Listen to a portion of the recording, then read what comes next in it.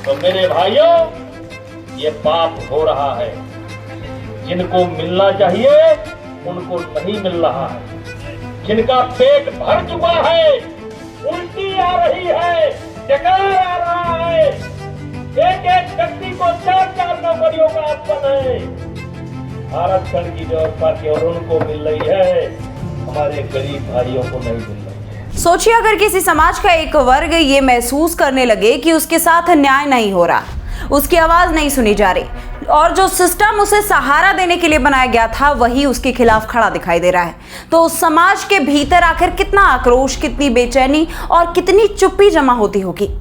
आज वही चुप्पी धीरे धीरे शब्दों में बदल रही है, सवालों में बदल रही है और अब राजनीतिक मंच से भी उठने लगी है। मुद्दा है यूजीसी यानी कि यूनिवर्सिटी ग्रांट कमीशन और उससे जुड़ी नीतियों का, मुद्दा है आरक्षण व्यवस्था का और मुद्दा है उस व्यवस्था पर उठने वाले सवालों का। इस बीच भाजपा के पूर्व सांसद और अपने बेबाक अंदाज के लिए जाने जाने वाले बृजभूषण शरण सिंह ने एक बार फिर ऐसा बयान दिया जिसने इस बहस को और तेज कर दिया। नमस्कार, आप देख रहे हैं क्लियर कट और मैं हूं आपके साथ गरिमा, हाजिर हूं एक बार फिर से आपके बीच एक नए वीडियो को लेकर के।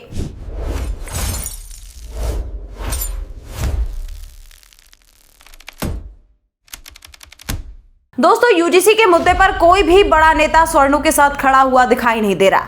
खुद उनके समाज से आने वाले तमाम बड़े चेहरे जो सियासत में रस्कू के शिखर पर बैठे हैं, लेकिन यूजीसी पर एक भी शब्द बोलने को तैयार नहीं, जबकि ये बात उन्हें भी अच्छी तरह से पता है कि अगर उनके समाज के लोग नाराज हो गए तो उनका सत्ता में आना और बने रहना दोनों ही मुश्किल हो सकता है।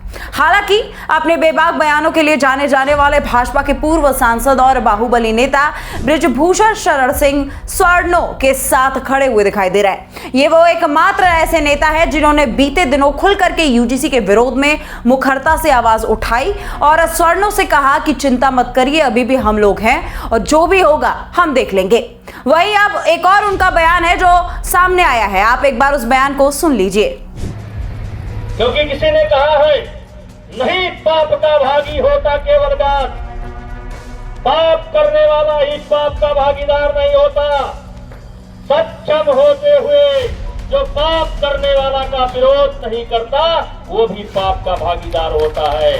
तो मेरे भाइयों, ये पाप हो रहा है। जिनको मिलना चाहिए उनको नहीं मिल रहा है। जिनका पेट भर चुका है, उल्टी आ रही है, डकार आ रहा है, एक एक व्यक्ति को 4-4 नौकरियों का आसपन है। आरक्षण की व्यवस्था केवल उनको मिल रही है, हमारे गरीब भाइयों को नहीं मिल रही है। और अफसोस तब होता है जब सब चुप है। और इसीलिए कभी कभी एक कविता मैं पढ़ता हूं, जब ये स्थिति देखता हूं, जिनको मिलना चाहिए उनको नहीं मिल रहा है, जिनको मिल चुका है बार बार उन्हीं को मिल रहा है, तो एक कविता निकलती है, किससे मन की बात कहूं मैं, सुनने को तैयार कौन है, फुर्सत किसको कितनी है, लगे हुए सब अपने अपने, सबको अपनी अपनी है, बनकर मूक मेघ सा कब तक बोलो वज्राघात कहूं मैं, किससे मन की बात कहूं। तो सुना आपने, उनका साफ कहना है कि पाप करने वाला ही पाप का भागीदारी नहीं होता, बल्कि जो सक्षम होकर के भी उस पाप का विरोध ना करे वो भी उतना ही पाप का भागीदार होता है।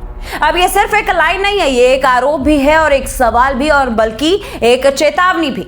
बृजभूषण यही नहीं रुके, उन्होंने आगे कहा कि आज जो व्यवस्था चल रही है उसमें जिनको असल में जरूरत है उनके पास वो हक नहीं जा रहा है और जिनका पेट पहले ही भर चुका है उन्हें बार बार फायदा दिया जा रहा है। एक व्यक्ति को कई सारे अवसर दिए जा रहे हैं जबकि असली जरूरतमंद खाली हाथ रह गया है। अगर इस बयान को गहराई से समझा जाए तो ये सीधे सीधे आरक्षण व्यवस्था और यूजीसी के नियमों पर सवाल खड़ा कर रहा है। अब बात कर लेते हैं कि आखिर यूजीसी का मुद्दा क्या है। दरअसल दोस्तों, देश में उच्च शिक्षा संस्थानों में नियुक्तियां, प्रमोशन और अवसरों को लेकर के जो नियम बनाए जाते हैं उनमें आरक्षण का एक बड़ा रोल होता है।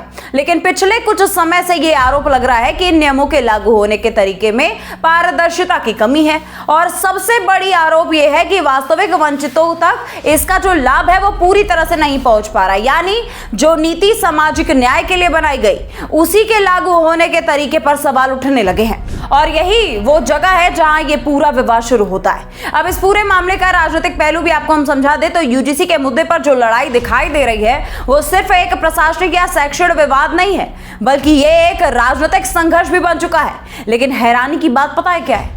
हैरानी की बात तो यह है कि इस मुद्दे पर कोई भी बड़ा नेता खुल करके सामने नहीं आ रहा, खास तौर पर वो नेता जो उसी समाज से आता है जो आज सवाल उठा रहा है। क्यों?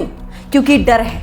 डर किस बात का? डर है सियासी नुकसान का, टिकट कट जाने का, ऊपर नाराजगी का डर। प्रधानमंत्री नरेंद्र मोदी और गृह मंत्री अमित शाह के नेतृत्व में पार्टी की सख्त राजनीतिक संरचना को देखते हुए कोई भी नेता ऐसा बयान देना ही नहीं चाह रहा जिससे उसकी स्थिति कमजोर पड़ जाए। यही वजह है कि जब बाकी लोग चुप है तभी बृजभूषण का बयान अलग नजर आता है, क्योंकि वो वही बातें कह रहे हैं जो बहुत से लोग सोच रहे होते हैं लेकिन कह नहीं पा रहे। उन्होंने साफ शब्दों में कहा कि अगर कहीं पर गलत हो रहा है और उसे रोक सकते हैं, लेकिन फिर भी आप वहां पर चुप है तो आप भी उतने ही दोषी हैं। ये सीधा सीधा उन नेताओं पर सवाल है जो इस मुद्दे पर चुप्पी थामे हुए हैं। लेकिन असली सवाल अब भी वही है, क्या हर जरूरतमंद को उसका हक मिल रहा है? अब थोड़ा समाज के नजरिए से इस मुद्दे पर चर्चा कर ले दोस्तों, तो आरक्षण व्यवस्था का मूल उद्देश्य था उन लोगों को आगे लाना जो ऐतिहासिक रूप से पिछड़े हैं, जिन्हें अवसर नहीं मिल पा रहा है, और ये उद्देश्य आज भी उतना ही महत्वपूर्ण है। लेकिन जब ये आरोप लगने लगते हैं कि इस व्यवस्था का लाभ सीमित वर्ग तक ही सिमट गया है और बार बार वही लोग इसका फायदा उठा रहे हैं, तो स्वाभाविक है कि असंतोष पैदा होगा।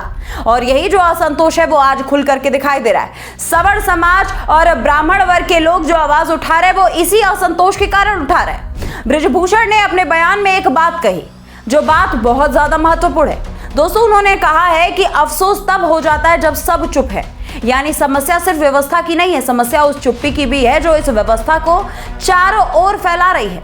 अब अगर बात राजनीति की करें तो उत्तर प्रदेश में स्वर्ण समाज का प्रभाव बहुत ज्यादा बड़ा है। जो लोग बार बार कह रहे हैं कि ब्राह्मण 15% है, ये क्या ही कर लेंगे, तो उनको समझना पड़ेगा कि संख्या भले ही 8 से 10% हो, लेकिन असर 100% से भी ज्यादा सीटों पर है। अगर इस वर्ग का एक बड़ा हिस्सा नाराज हो गया तो चुनावी परिणाम पूरी तरह से बदल सकते हैं। इतिहास भी यही बताता है कि जब जब सवर्ण समाज, ब्राह्मण समाज इधर का उधर हुआ, सत्ता की दिशा बदल गई।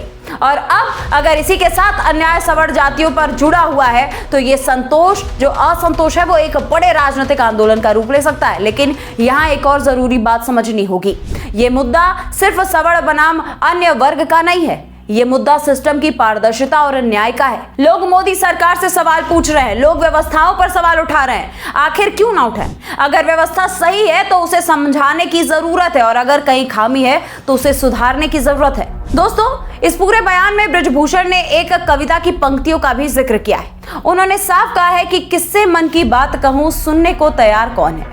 ये सिर्फ एक नेता की भावना नहीं है, ये उस आम आदमी की आवाज है जो सिस्टम से सवाल पूछना चाह रहा है, लेकिन उसे लगता है कि कोई सुनने वाला नहीं है। क्या सरकार इस मुद्दे पर कोई स्पष्ट रुख लेगी? क्या यूजीसी अपने नियमों में पारदर्शिता बढ़ाएगी? और क्या आरक्षण व्यवस्था में कोई भी सुधार हो पाएगा? इस पूरे मैटर पे आपको क्या लगता है? क्या आपको वाकई लगता है कि वास्तविक वंचितों को उनका हक जो है वो नहीं मिल पा रहा है, या फिर व्यवस्था में सुधार की जरूरत है? कमेंट सेक्शन में अपनी राय जरूर लिखिएगा। वीडियो अगर पसंद आए तो लाइक, कमेंट, शेयर जरूर करें। नमस्कार।